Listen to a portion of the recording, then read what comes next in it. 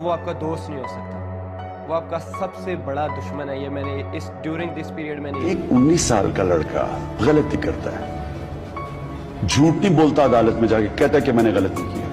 পাকিস্তানের 2009 টি-20 world cup জেতানো বলার মোহাম্মদ আমিরকে কিভাবে ফাঁসানো হয়েছিল আজ আমি আপনাদেরকে স্টেপ বাই স্টেপ বুঝিয়ে দিচ্ছি। ফাঁসানোর পরেও ভারত, বাংলাদেশ, পাকিস্তান থেকে কিভাবে এত লাভ এবং এত সাপোর্ট সে পেয়েছিল এবং 2020তেও কেন মোহাম্মদ আমিরের লাইফ শেষ করা হয়েছিল। আপনারা জেনে থাকবেন এই গল্পটা শুরু হয় 7 জুন 2009 ওয়ার্ল্ড কাপ টি-20তে পাকিস্তানের বিরুদ্ধে ইংল্যান্ডে যে ম্যাচটা হয়েছিল তখন মোহাম্মদ আমির তার ফার্স্ট টি-20 ক্যারিয়ারটা স্টার্ট করেছিল। কিন্তু ওই ওয়ার্ল্ড কাপটাই মোহাম্মদ আমিরের অ্যাভারেজ পারফরমেন্স ছিল। 7 ম্যাচে এসে 6টা উইকেট নেয়। তারপরেও তাকে 2009 টি-20 সব ওয়ার্ল্ড কাপগুলো খেলানো হয়েছিল এবং ও শ্রীলঙ্কার বিরুদ্ধে যে ফাইনাল ম্যাচটা হয়েছিল পাকিস্তানের, সেই ম্যাচটাতেও মোহাম্মদ আমির ছিল।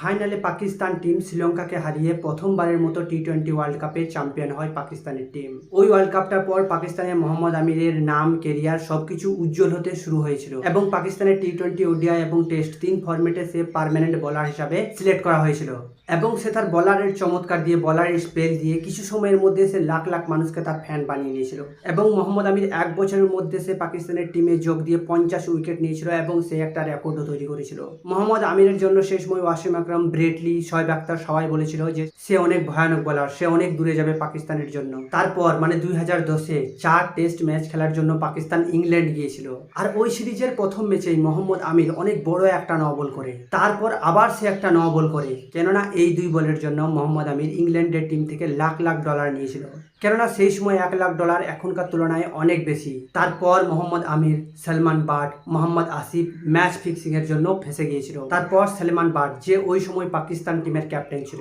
সলমান বাট এবং মোহাম্মদ আসিফ দুইজনকে, সলমান বাটকে 10 বছর এবং মোহাম্মদ আসিফকে 7 বছরের জন্য ব্যান করা হয়েছিল এবং মোহাম্মদ আমিরকে 5 বছরের জন্য ব্যান করা হয়েছিল ক্রিকেটের থেকে। এবং মোহাম্মদ আমিরকে সাজা শোনানোর আগে জাজ বলেছিল যে মোহাম্মদ আমিরের সাজা কম করতে চেয়েছি, কিন্তু কি করব, রুলস তো রুলসই হয়ে থাকে, রুলস সবার জন্য সমান। কেননা মোহাম্মদ আমিরের তখন বয়স ছিল 18 বছর আর এই মোহাম্মদ আমির তার ভুলের জন্য হাজার ইন্টারভিউর মধ্যে সরি বলেছে এবং ক্ষমাও চেয়ে নিয়েছে পাকিস্তানের এবং তার ফানদের কাছে এবং ক্রিকেট ফানদের কাছে। তারপরেও তাকে ক্ষমা করা হয়নি এবং সে বলেছিল আমার অনেক অল্প বয়স ছিল, যার কারণে না জেনে না বুঝে আমি সেই ভুলটা করে ফেলেছিলাম, আমাকে ক্ষমা করে দাও, আমি আমার ফিউচারে আর কখনো এমন ভুল করব না। তারপর মোহাম্মদ আমির 2016 কামব্যাক করেছিল পাকিস্তানের টিমে এবং 2017 সেই চ্যাম্পিয়ন ট্রফি পাকিস্তানকে তুলে দিয়েছিল এবং 2019-এর ওয়ার্ল্ড কাপে 17টা উইকেট নিয়ে পাকিস্তানের নাম্বার 1 উইকেট টেকার বলারের মধ্যে একজন, সে এটাও প্রমাণ করে দিয়েছিল। কিন্তু সেই 2019-এ ওয়ার্ল্ড কাপের পর আমিরকে টিম থেকে বের করে দেওয়া হয়েছিল। তারপর 2020-তে মোহাম্মদ আমির নিজেই রিটায়ারমেন্ট নিয়ে নিয়েছিল।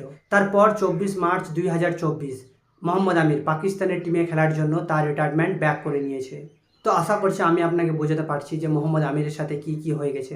তো চলুন আজ এই পর্যন্তই, দেখা হচ্ছে পরের ভিডিওতে। আপনি যদি আমার এই চ্যানেলে নতুন হয়ে থাকেন দয়া করে একটা সাবস্ক্রাইব করবেন, ভিডিওটা আপনাকে যদি ভালো লেগে থাকে দয়া করে একটা লাইক করবেন।